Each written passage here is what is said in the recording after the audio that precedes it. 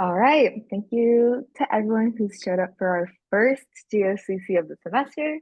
We're very happy to have Katie Waddle from the University of Michigan talking about spherical friezes. Before we start, just a reminder of our community statement. Here at GOCC, we are all learning. Everyone has something to contribute, and no one has all the answers. So with that, take it away, Katie. Thank you so much, Mitski. It's such a pleasure to be here today. Thank you so much to all three organizers for the opportunity to speak here today. I'm just really excited to get to share this work with you. Uh, as Mitski said, that I'm at the University of Michigan. I'm a fifth-year graduate student there, not graduating this year, but I'll be hopefully graduating at the end of next year. I am going to talk to you today about spherical Huronian frieze patterns. And all of this information can be found much more beautifully explicated in my recent preprint, which is on the archive at the number at the bottom of the screen there. And yeah, I just want to say a huge thank you for showing up in the middle of the day. I'm going to attempt to pay attention to the chat and the Zoom and etc. But I fully live in the real world now. So if you would like to ask a question, feel free to just jump in, interrupt me. That's totally fine too. So let's begin. I'm going to start by giving you a quick overview of the history and development of frieze patterns in combinatorics.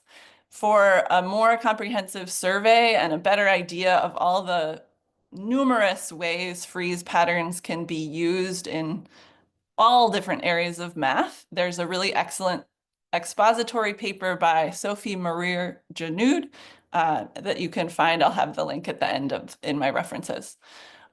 Frieze patterns are an algebraic object that was introduced by Coxeter in 1971. And then over the next couple of years, Coxeter and Conway together worked out some of the main details and results. A frieze pattern is defined as a bi-infinite, meaning it's infinite going off in either direction, but finite from top to bottom, array of numbers. There's a row on top of zeros, a row on the bottom of zeros, which we usually don't write, and then a row on top of ones, a row on the bottom of ones, and then each small 2x2 block, so arranged A, B, C, D, satisfies a local condition, so a local algebraic rule, in particular that AC minus BD equals 1.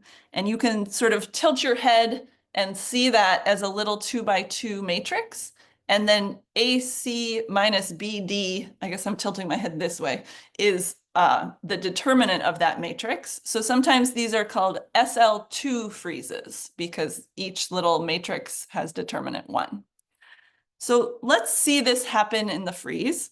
And the way that I like to think about it is actually by doing a little bit of algebra. So I'm going to attempt to write on here.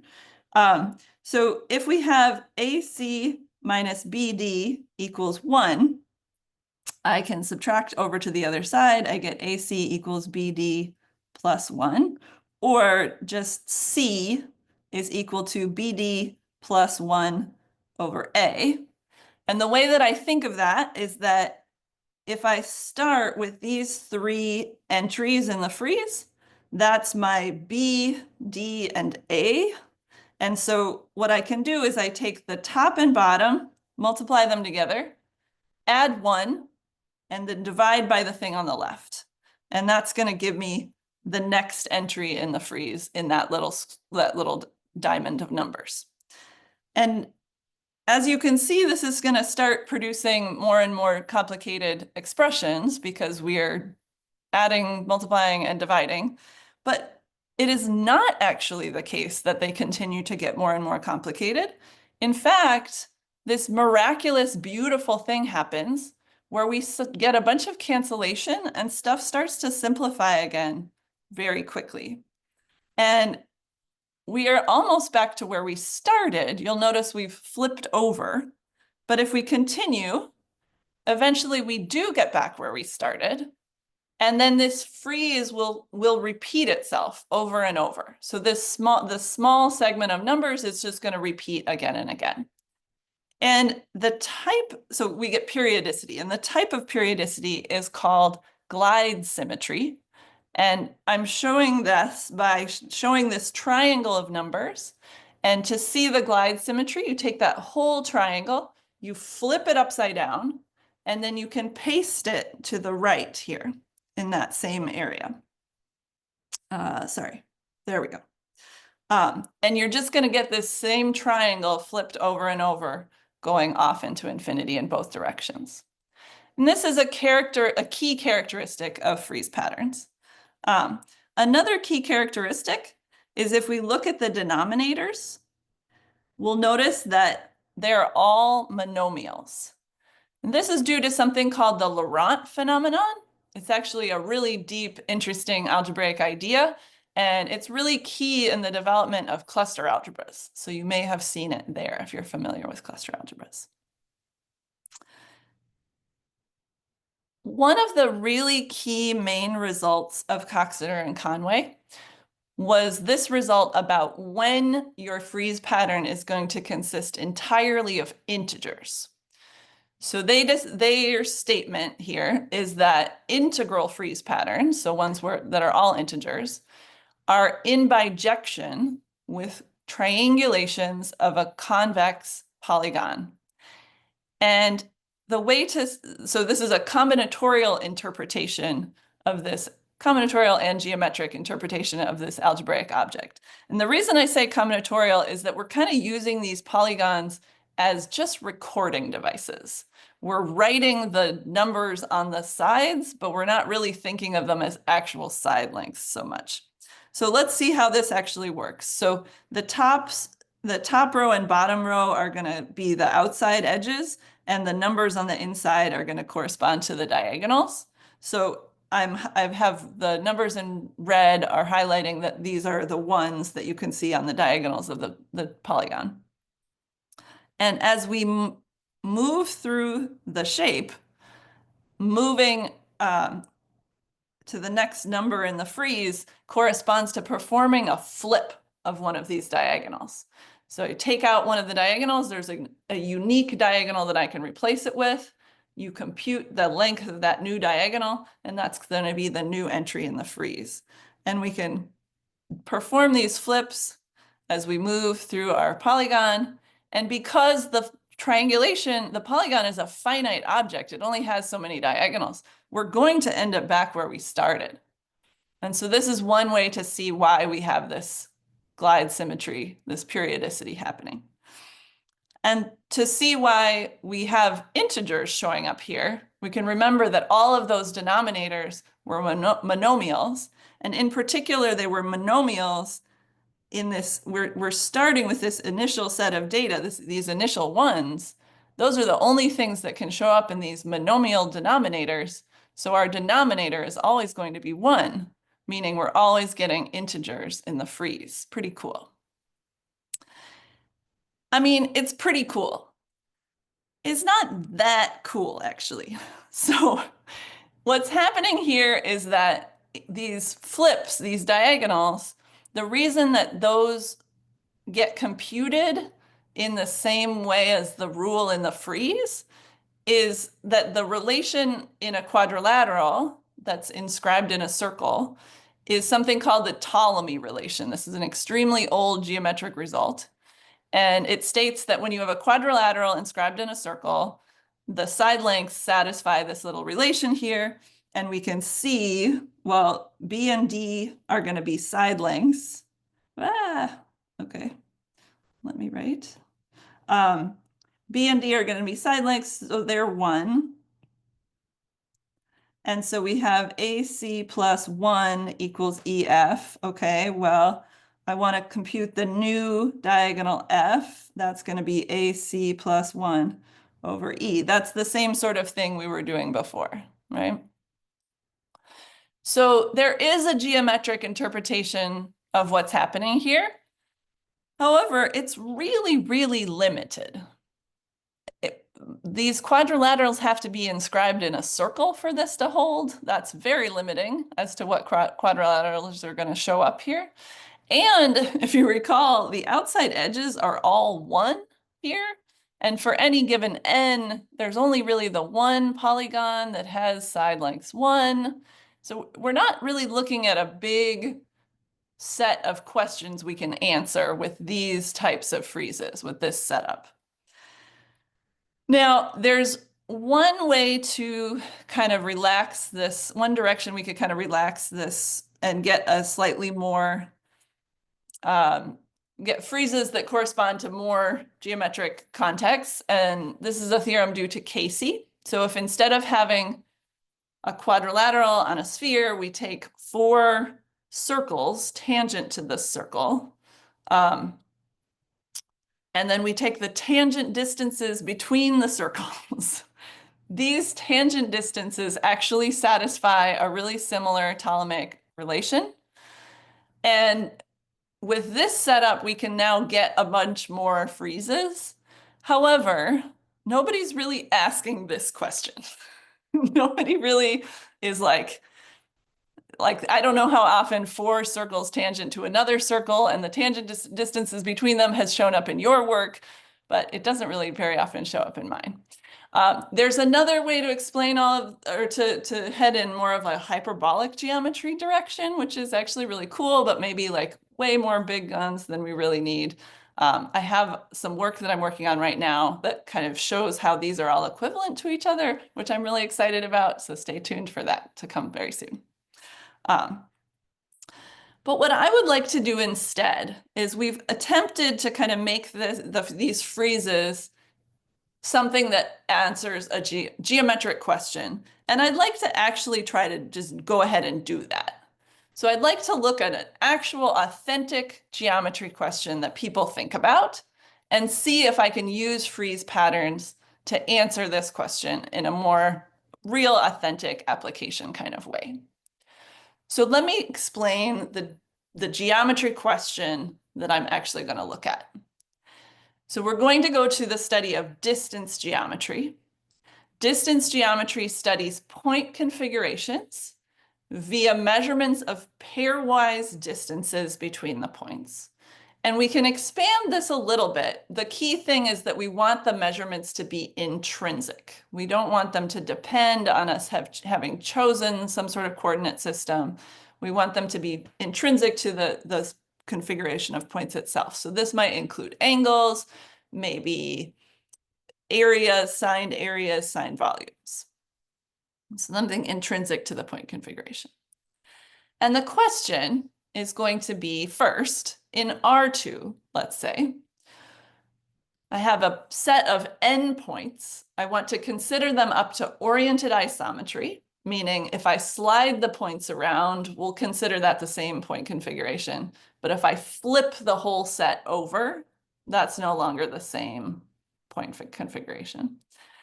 I'm looking for a small collection of measurements that will uniquely determine this set of points. A first guess might be that if I have, let's say, a collection of 4 points, I take a triangulation and I tell you the distances in the triangulation, so the side distances and the diagonal. It's sort of immediately clear that this collection of measurements is not sufficient. If we just look at this little quadrilateral here, if I give you the measurements of this triangulation, you don't know if I'm talking about the one on the left or the one on the right where that triangle got flipped over. We need to somehow give one more piece of information that tells me which orientation each of these triangles is in. So there's 2 approaches that I use in my work. The first, what are we going to supplement this triangulation data with? The first thing we could do is just add some more edges. Like we can figure out how many more edges do I need to add in to rigidify the figure and determine the point configuration. I'm not going to talk about that solution today. It's kind of the second half of my paper. You're welcome to go and take a look there. It's really cool stuff. What I am going to talk about today is a different approach where we measure the oriented areas of each of those triangles. And let me tell you about how we're going to do that. The main tool for doing something like that is going to be the Cayley-Menger determinant, which is a really cool geometric idea that if you haven't ever heard of before, I highly recommend just going and taking a look at all the neat things it can do. And though the Cayley-Menger determinant is an example of an algebraic relation, or builds an algebraic relation amongst the different pairwise distances between points in R2. So let me show you what I mean. If I have a quadrilateral, here's all the different measurements that I have. If I take the Cayley-Menger determinant, which has ones in the top row, ones in the left column, and then all these different squared they're actually squared distances, just so we don't have to worry about direction. So we stick all these squared distances in there. The Cayley-Menger determinant measures volume based on the size of the determinant you're using. So if I'm using this 5 by 5, I'm thinking about three-dimensional volume. And you might say, oh, but we're in R2. So this is a flat shape. You can view it as a flat tetrahedron. As such, it has volume 0, as it is a flat three-dimensional object. And so this Cayley-Menger determinant is 0. So this immediately gives me a relationship amongst all of these distances.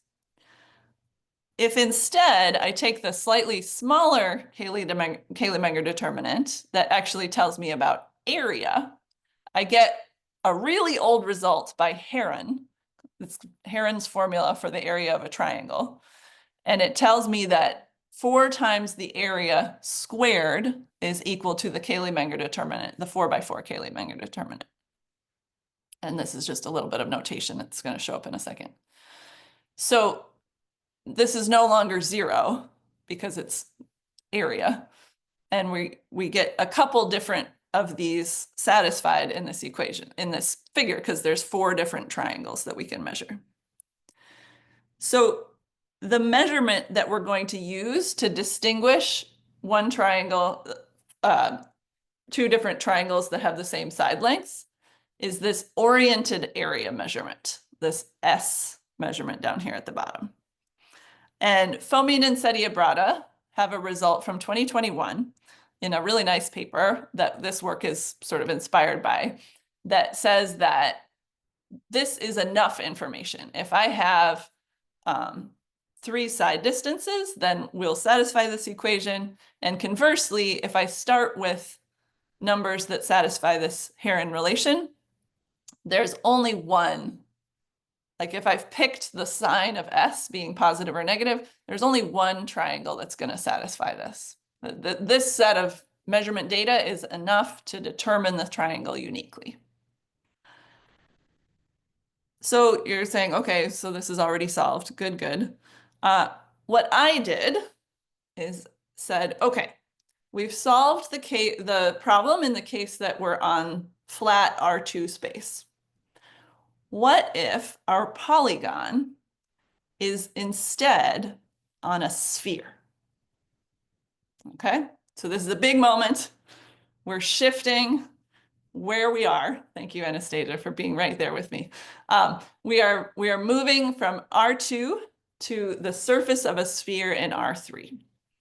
Our sphere is going to have radius r. It's going to be centered at the origin. And we're going to use this value k, the Gaussian curvature. That's just 1 over the radius squared. It just tells us how curved our sphere is, which is the normal amount of curved. Okay. So we're going to ask the same question there. What collection of measurements uniquely determines a set of n points on the sphere considered up to oriented isometry? Can anyone offer ideas of what might be some of the difficulties in moving to this new setting? Let's get some audience participation. You're looking at this and you're like, oh no, this is going to be bad. Why is this hard?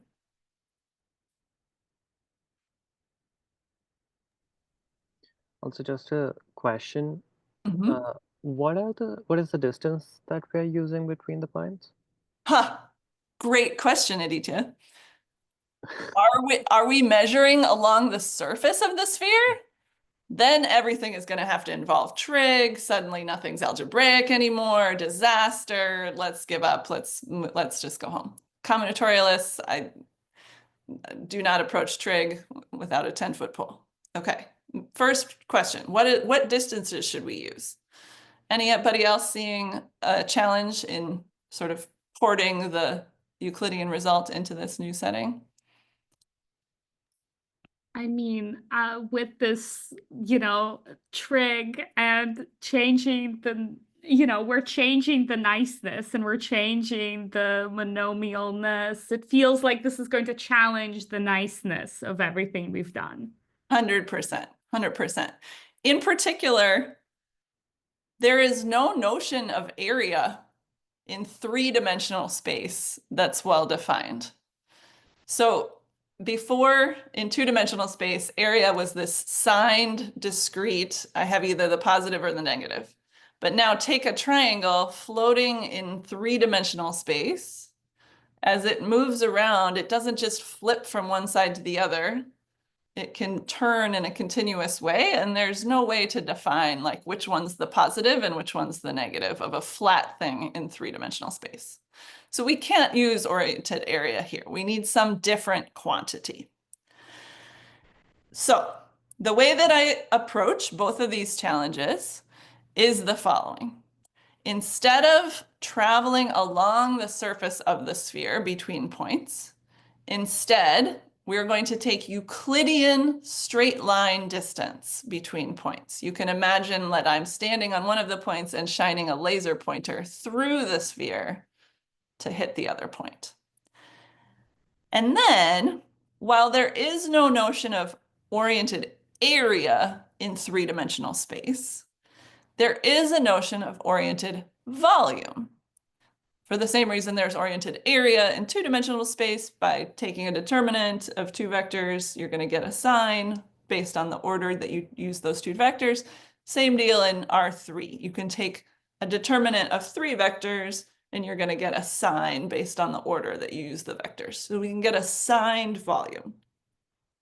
And so we're going to, looking at a triangle like this, we're going to think about the volume of the tetrahedron formed by the point at the origin and the 3 points A1, A2, A3. That's this volume over here on the right. And then we're going to normalize it a little bit in the same way we normalize the area in the other case. And we're going to define this measurement SK. I'm going to call this an SK measurement. You should think of this as a slightly normalized signed volume of the tetrahedron formed by those 3 points with the origin. Okay. With this measurement, we get a really similar, beautiful result that for a triangle on the sphere, those measurements, A, B, C, and this SK measurement together satisfy a very similar, beautiful Heron relation that turns out to be related to exactly the spherical Cayley-Menger determinant, which is something that has been studied for a while. And I found out about through a blog post by Terence Tao called The Spherical Cayley-Menger Determinant and the Radius of the Earth. It's a really excellent short little piece that's, I think, really fun if you want to go take a look at it. And we get the converse result that if we have these numbers and they satisfy this spherical Heron relation, then there exists exactly one triangle that has those properties that has these measurements. So this data, basically the punchline is that this data, this collection of data of the side lengths and diagonals of a triangulation, together with the SK measurements for each of the triangles in the triangulation, is enough to determine the polygon. Great, we've solved the problem, but we would additionally like to have formulas to compute all the remaining distances in the polygon. So let's take a look at how we're going to do that. The question is, given the measurement data corresponding to a triangulation, so namely the squared side distances, the diagonals specified in the triangulation, and then the other the SK measurements for each of the triangles. What are the algebraic formulas for all of the other data, all the data that was not included in the triangulation? So given a quadrilateral, for example, you can see that we would start with the stuff on the left. So we start with this triangulation where I cut and use this diagonal E. And I would like to do this diagonal flip and instead get F, R, and S as SK measurements. So I want formulas for F, R, and S given the data of the initial triangulation. Okay. In order to make formulas, we need to know what all these algebraic dependencies are amongst these measurements. Let's first look at the algebraic dependencies that show up in the Euclidean case. So we've already talked about the 4 different Heron relations that show up. There's one for each of the triangles in this picture. Can anybody see another algebraic dependency? And so remember, this is the Euclidean flat case. We're just talking about R2. Can anybody see an algebraic relation amongst these geometric measurements?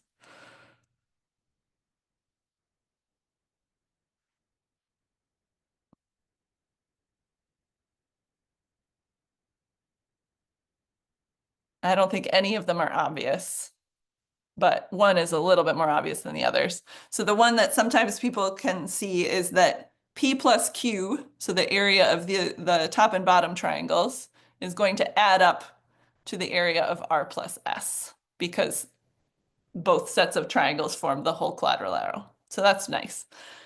There's a very non-obvious relation that's based just kind of purely on linear algebra that this is true. And it's not obvious to me at all why the areas and side lengths would have this relationship. And then the final one that we look at is something called Brett-Schneider's formula. It's a classical geometric result. I had never heard of it before. It's a very, if you are a scholar of quadrilaterals, this is kind of your bread and butter. So in the spherical case, what are we going to get? So I just want to point out sort of why this is enough. So we want to find, remember, we're trying to solve for F, R, and S. And in order to do that, we're going to need F to be linear somewhere so that we can solve for it. We're going to need R to be linear somewhere so we can solve for it. We're going to need S to be linear somewhere so we can solve for it. So this is having this set of equations is going to give us those formulas that we need to get F, R, and S. So let's see if we can do this in the spherical case now.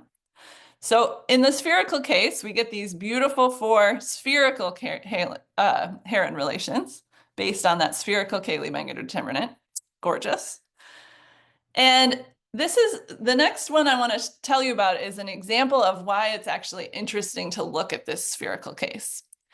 So we should think about the Euclidean case actually as the limiting case of the spherical case. As your radius gets bigger and bigger and bigger, your K value gets smaller and smaller and smaller. As R goes to infinity, K goes to 0. And the Euclidean case is what you get when you think of like enormous radius. And in math in general, it's not usually very useful to look at the limiting case to understand the whole picture, right? There's more going on in general that kind of collapses into special circumstances when you just look at the limiting case. And that happens here too. There's actually 4 versions of this P plus Q equation that you can write down in the spherical case. And as you can see, as K goes to 0, they just all collapse down and you get the 1 P plus Q equals R plus S equation. Super cool. We actually only need one of them to do what we're trying to do. So I'm going to pick that one. And then it turns out that by subtracting 2 of those P plus Q R plus S equations from each other, you can derive this relation, which suddenly doesn't seem quite as mysterious anymore. But it's very mysterious to me that K is no longer present. why should this be satisfied no matter what K is? I don't have my head around that.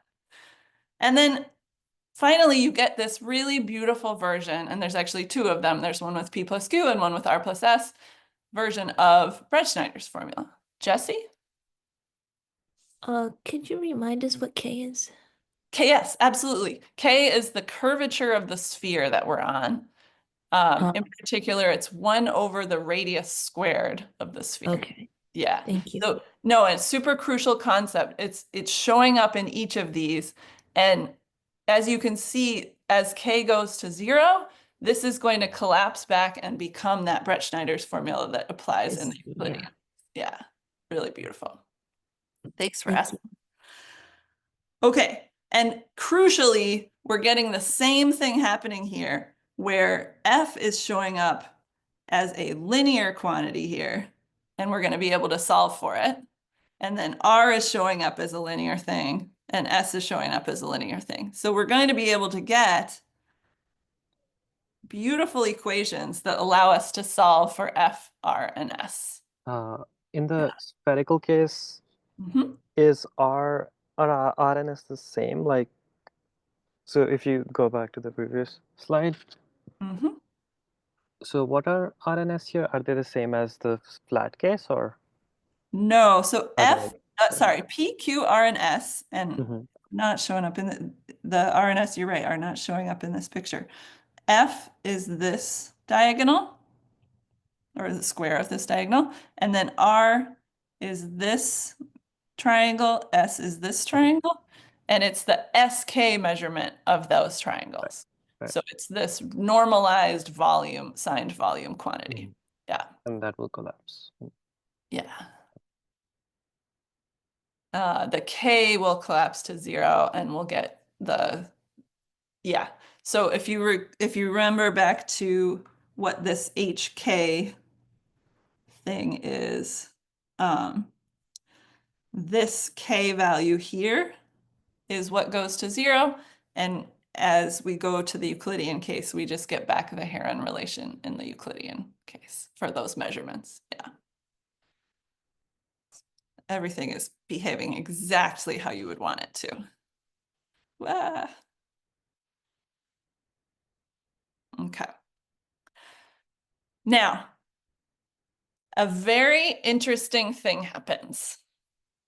So we're starting to get all of this data. We've got all these different measurements of all these different sides of triangles and triangle measurements SK, and if your polygon is really big, you'd have a ton of numbers to keep track of. And in order to arrange and organize this data, I defined something called a spherical Huronian diamond.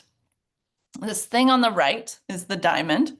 You can see that the diamond will correspond to a single quadrilateral.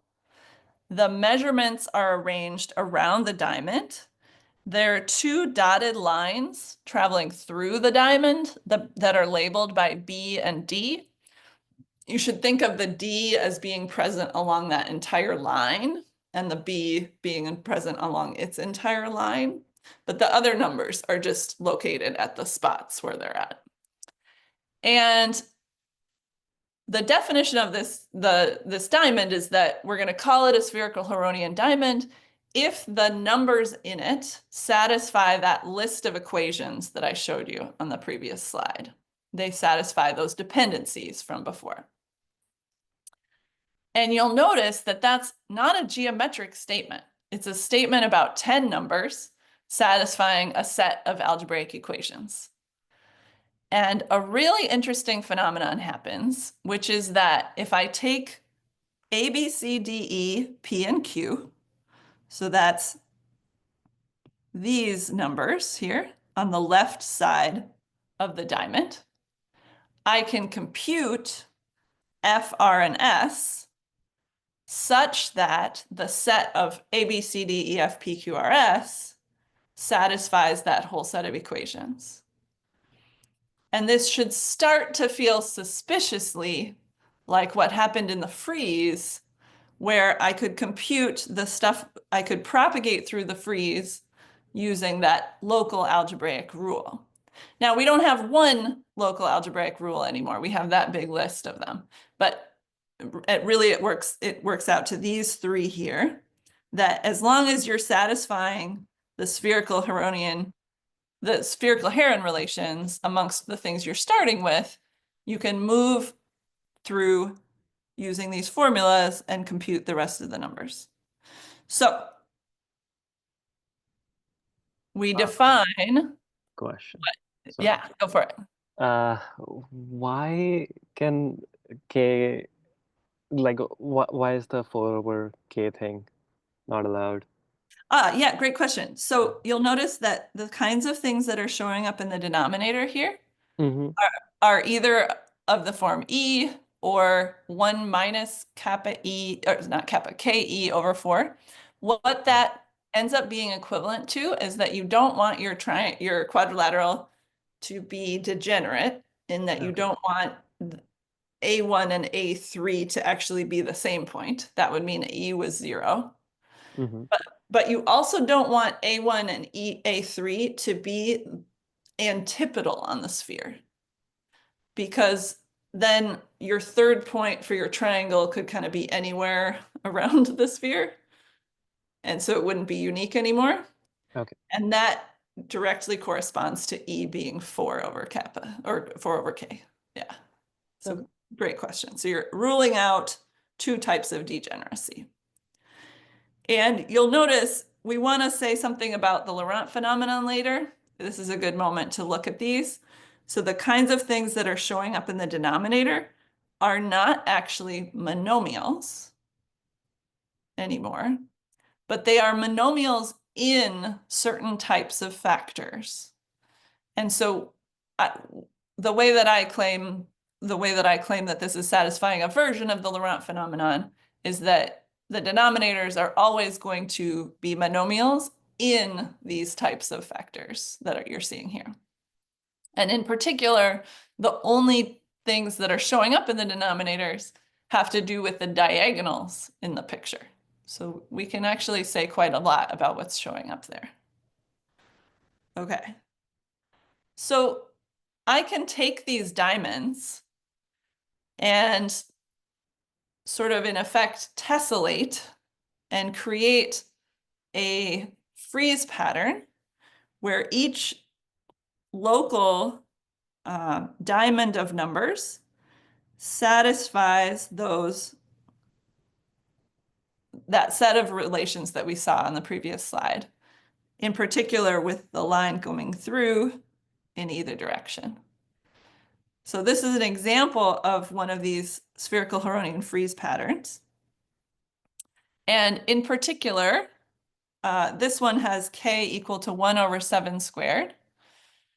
And this is a purely algebraic object. It doesn't know about any kind of polygon that it's associated with. If I start with the data that are highlighted in pink, I can use so the data highlighted in pink along with the lines that run through each of those points. That data I can propagate outwards using my formulas, and I will recover the entire frieze using those formulas. In the same way that the classical friezes, you can start with a single snake and propagate outwards to recover the entire frieze. Now, this frieze, and in fact, all spherical Huronian friezes, correspond to polygons. And the polygon that this one corresponds to is this one. It's just nice to look at. There's not a lot to say here. But this polygon gives rise to this spherical Huronian frieze. And I haven't figured out how to do this in a talk online. In person, I draw stuff on the board and then we look at what triangulation this corresponds to. But the pink entries highlighted here correspond to a triangulation of that polygon. And the reason I have the blue entries highlighted is that we see the exact same glide symmetry happening here that we saw in the original classical friezes. So if you take the gray triangle and flip it upside down and slide it over, you see the exact same set of numbers repeated, and those pink entries become the blue entries when you look at them upside down. So 140, 12, 26. It's the same. So there are two different traversing paths in the frieze, but they correspond to the same triangulation of the polygon. So I just want to end with a couple of the big key punchline results of my work. If we start with a sufficiently generic spherical Huronian frieze, so we don't have a bunch of zeros everywhere, or 4 over k's like we talked about, then starting from a single traversing path in the frieze, we can use those propagation formulas to propagate outwards and recover all of the rest of the entries in the frieze. And there exists a unique n-gon that corresponds to that frieze. Since that n-gon is finite, and this is all corresponding to triangulations and flips, and just in the same way that happens with the classical friezes, as a result, that frieze is periodic, it has glide symmetry, and then as a separate result, all of the entries exhibit a form of the Laurent phenomenon in the way we talked about, in that the denominators aren't literal monomials, but they are monomials in certain types of factors that we can really clearly define. So I'm going to end with that key result. This is a list of the main resources that I discussed today. And I would love to answer any questions. All right, let's thank Katie. If you have any questions, feel free to unmute yourself and ask them, or just ask them directly in the chat if that's easier.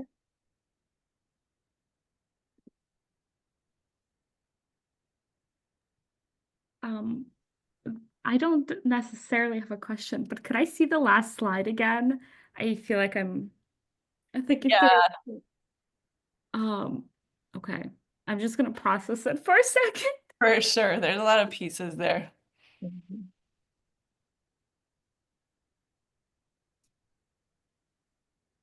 And also someone else can ask a question. You know, and this is not to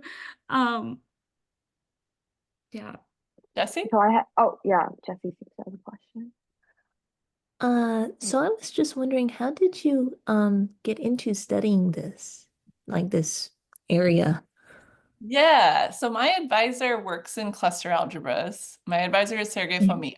He works in cluster algebras, and he had worked on the Euclidean case with another student, Linus Setiabrata, who's now, or now, but was an RU student at Michigan at the time. And so he suggested the problem to me that they had solved the Euclidean case, but nobody had touched the spherical case yet. And so he suggested looking into the spherical case. And we really didn't know when we started out.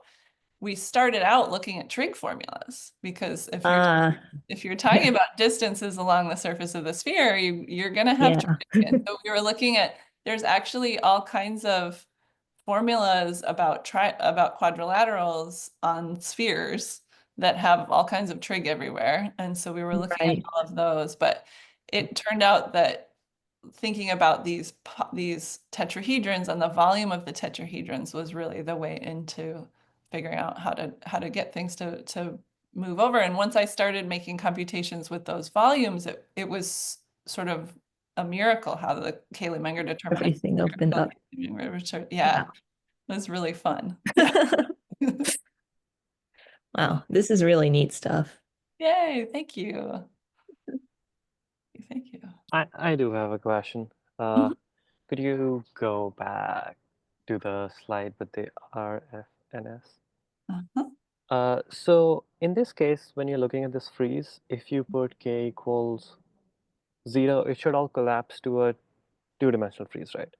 Yes. Do you have like a thing where the polygon also, like, contorts into a polygon? Absolutely. That's exactly what's happening. Yeah. If you think about your radius getting bigger and bigger and bigger, your polygon is getting closer and closer and closer to being a flat polygon, and everything goes through 100%. So these formulas are exactly what they get in the Euclidean case if you send this k to 0. So this goes away, and you get exactly the formula in the Euclidean case. Do It's you have animations for that? No, I don't have any animations. I want to animate the diagonal flipping at the beginning, but you know, when you start trying to work on something like that, it's going to take like a week, and doesn't seem like a good use of time. Also, in this case, like, do some values collapse to a single value on the frieze? Beyond like this value. Yeah, like if I start with a spherical frieze, how can I project it onto the 2D one? Like, is there? Ooh, I don't know about projecting from spherical onto 2D, because you're going to lose information if you did like a stereographic projection or something. No. So, I mean, if I put k equals 0, is there a way to transform this spherical frieze into it? It just happens. It goes through, Right. like, you can take k to 0 and it will be a Euclidean Huronian frieze. Right. Yeah. Okay. Yeah. Okay. Which is what you would want to happen, right? Yeah. And in fact, I said everything in terms of spheres, but k could be negative, in which case you'd be on a hyperbola, and everything just works algebraically. So this solves the hyperbolic case as well. I find that much harder to picture. I can just say really briefly the new problem that I'm working on, if that's of interest. So you might imagine that an application for the current work is that, say you're an airline that flies to many different cities around the world. This work would allow you, instead of having to compute the distance between all the pairs of cities, you could just compute the distances between a triangulation of the cities.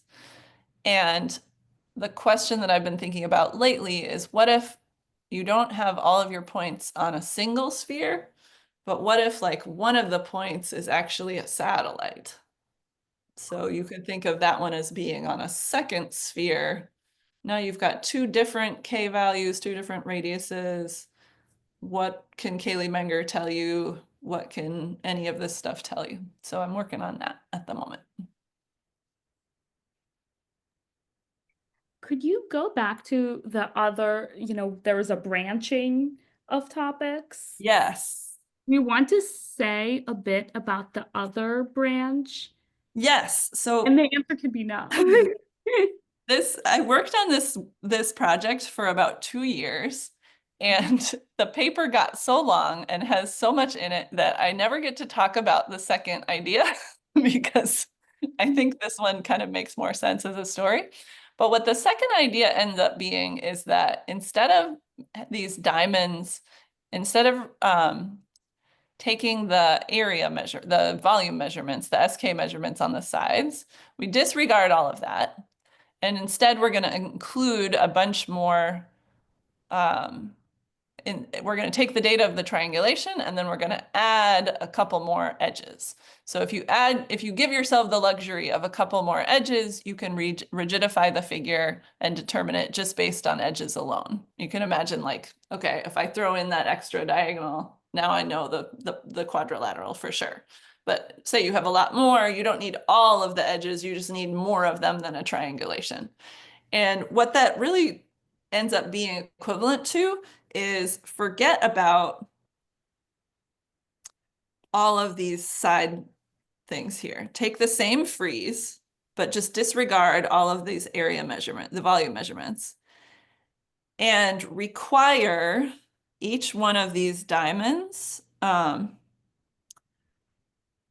or require the spherical Cayley-Menger determinant to hold on each of the diamonds in the picture. And then instead of taking a traversing path in the frieze like this, you're going to take a thickening of it, where you take two right next to each other. And that amount of data becomes enough to be able to propagate. And so the relationship is that each spherical Huronian frieze, the kind I talked to you about today, forget about the SK measurements, you get what we're calling a Cayley-Menger frieze. And then if you start with a Cayley-Menger frieze, it gives rise to exactly two of these Huronian friezes. Like you can go the other direction, because at each one of these area spots, you have to choose whether you're taking the positive or the negative. So you get two spherical Huronian friezes that differ by a global change in sign. So there's a really nice relationship between the two. Nice. The spherical Cayley-Menger stuff is really wild, and there's fascinating stuff that shows up where you take the derivative of the Cayley-Menger determinant, which you might never expect to want to do. So if it's interesting to you, I encourage you to go check it out. It's the second half of the paper. Thank you. Well, if we don't have any more questions, we can stop the recording, and if people have questions they want to ask off the record, you're welcome to do so. Well, let's thank Katie one last time.